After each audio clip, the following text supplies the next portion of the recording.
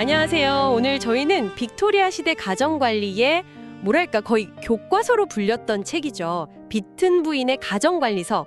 이 책을 통해서 당시 가정의 또 다른 얼굴, 그러니까 병실의 모습을 좀 깊이 들여다보려고 합니다. 당시의 간호나 건강관리에 대한 조언들, 이 자료들을 한번 같이 살펴보시죠. 네. 그 시대는 사실 지금과는 정말 많이 달랐잖아요. 그렇죠. 의료기술도 그렇고 또 전문 의료인의 도움을 받는다는 게 훨씬 어려웠던 시절이죠. 네, 그러니까 가족 중에 누가 아프면 그 간호는 거의 다 집안의 여성, 그러니까 안주인의 몫이었겠네요. 맞습니다. 단순하게 요리하고 집안 관리하는 걸 넘어서 어떨 때는 정말 가장 중요한 간호사 역할을 해야만 했던 거죠. 그래서 오늘 저희가 좀 주목해 볼 부분은 바로 이 지점입니다. 비튼 부인의 기록이 의사를 대신하려는 그런 건 아니었어요. 아, 그건 아니고요. 네, 그보다는 의사가 오기 전까지 아니면 의사의 지시에 따라서 집에서 환자를 위해 뭘 할 수 있는지 그 최선의 방법을 아주 체계적으로 제시했다는 점이 중요합니다. 아하.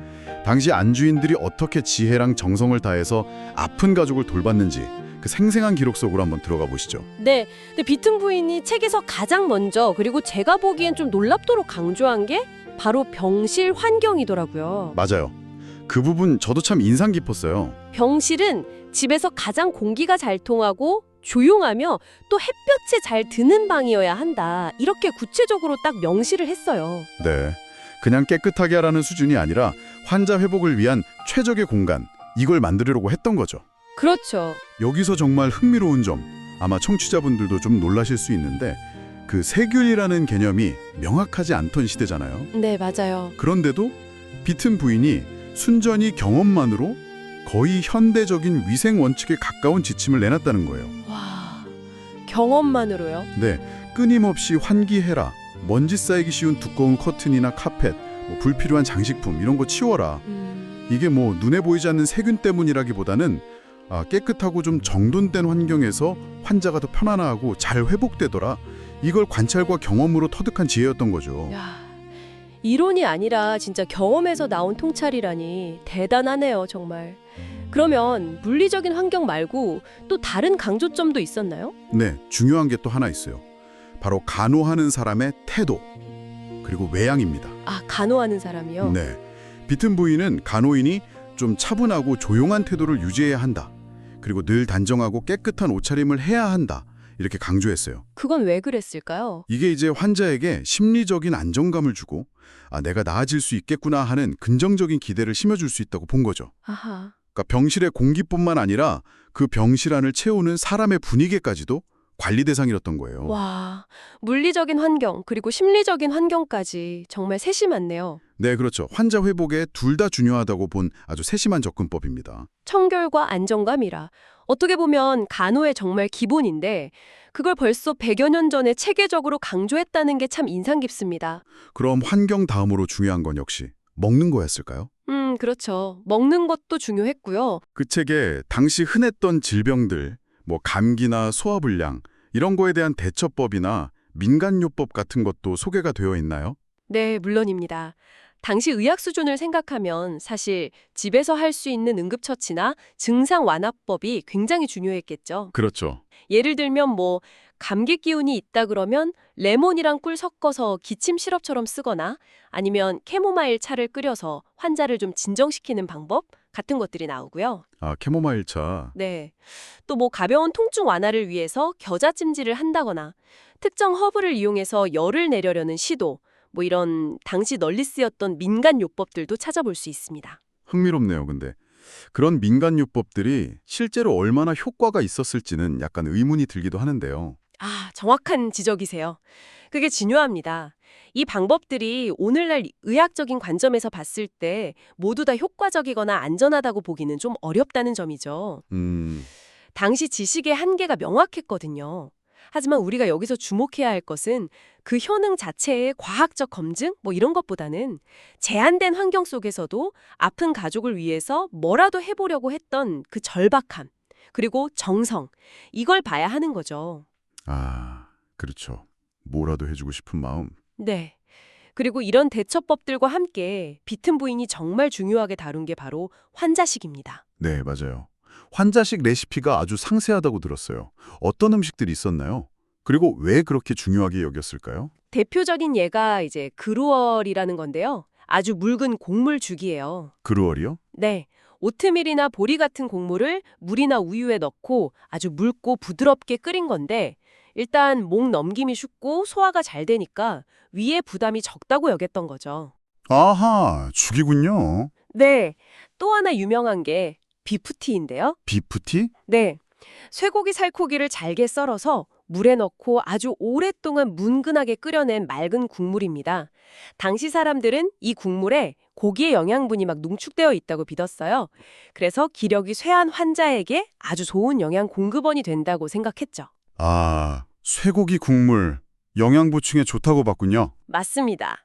비튼 부위는 환자가 빨리 회복하려면 소화가 잘 되면서도 영양가 있는 음식을 제공하는 것이 필수적이라고 아주 굳게 믿었습니다. 그러니까 그녀에게 맛있는 음식을 만드는 기술은 단순히 생활의 기술 이런 걸 넘어서 생명을 돌보는 중요한 기술과 직결됐던 셈이죠. 요리 기술이 생명을 돌보는 기술이라 의미심장하네요. 네. 음식을 통해서 환자에게 기운을 북돋아주고 회복을 돕고자 했던 겁니다. 청취자분들께서도 아픈 사람 간호해본 경험이 있다면 아실 거예요. 한 숟가락이라도 더 먹이고 싶은 그 마음. 그럼요, 그렇죠. 비튼 부인의 레시피에는 바로 그런 마음이 담겨 있는 거죠. 듣고 보니 정말 요리책의 일부가 아니라 간호지침의 핵심적인 부분이었군요. 환경을 정돈하고 증상을 완화시키려고 노력하고 또 정성껏 음식을 만들어 먹이는 이 모든 과정. 비튼 부인이 궁극적으로 독자들에게, 그러니까 당시 여성들에게 전달하고 싶었던 메시지는 뭘까요? 단순히 방법론적인 지침을 넘어선 무언가가 있었을 것 같은데요. 바로 그 점입니다. 맞아요. 비튼 부인의 기록을 좀 깊이 들여다보면요. 단순한 간호 기술의 나열, 그 이상을 넘어서는 어떤 철학 같은 게 보여요. 철학이요? 네, 그녀가 강조하는 것은 아픈 가족의 곁을 지키면서 밤새 이마에 물수건을 갈아주고 입망 없는 환자를 위해서 한 숟가락이라도 더 먹이려고 애쓰는 그 모든 행위들이요. 네.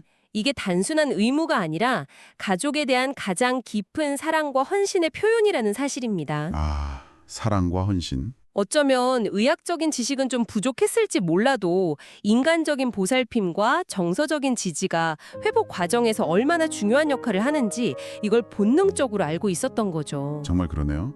기술적인 처방보다는 그냥 아픈 사람 곁을 지키는 그 마음 자체의 중요성을 강조한 거군요. 그렇죠. 밤새 간호하면서 환자의 작은 변화 하나하나에도 신경 쓰고 어떻게든 좀 편안하게 해주려고 노력하고 이런 것들이 모여서 환자에게는 정말 큰 힘이 되었을 것 같아요. 맞습니다. 당시 기록들을 보면요. 밤새 곁을 지키면서 환자 상태를 살피고 불편한 건 없는지 계속 묻고 괜찮다고 안심시키는 말들을 건네는 그런 모습들이 그려지거든요. 네. 이것이 바로 비튼 부인이 말하는 돌봄의 본질에 가깝지 않을까 싶습니다.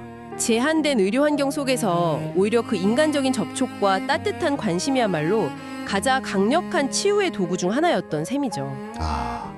돌봄의 본질. 네. 청취자분들께서도 이 부분을 한번 생각해 보시면 오늘날 우리가 혹시 놓치고 있는 건 없는지 돌아보게 될 겁니다.